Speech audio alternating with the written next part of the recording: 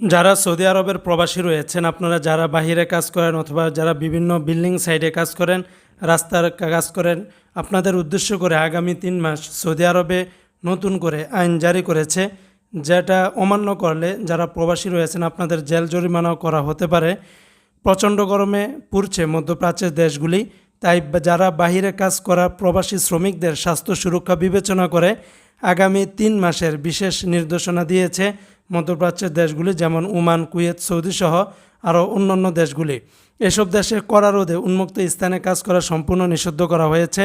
আইন বাংলায় সাজা এবং জরিমানার বিধানও রয়েছে। এই বিষয়ে সৌদি আরব একটি নির্দেশনা দিয়েছে, যেখানে বলা হয়েছে গেল জুন মাসের 15 তারিখ থেকে নিয়ে শুরু করে আগামী সেপ্টেম্বর মাসের 15 তারিখ পর্যন্ত এই নির্দেশ কার্যকর করা থাকবে। সৌদি আরবের human resource and social development মন্ত্রণালয় জানিয়েছে যে সকল শ্রমিক বাইরে কাজ করেন তারা দুপুর থেকে শুরু করে বিকাল 3টা পর্যন্ত সব ধরনের কাজ বন্ধ রাখবে। যদি কোনো প্রতিষ্ঠান এই নির্দেশনা অমান্য করে তাহলে তাদের বিরুদ্ধে অভিযোগ জানাতে মন্ত্রণালয়ের প্রকাশিত নম্বরে কল করতে নির্দেশনা দেওয়া হয়েছে।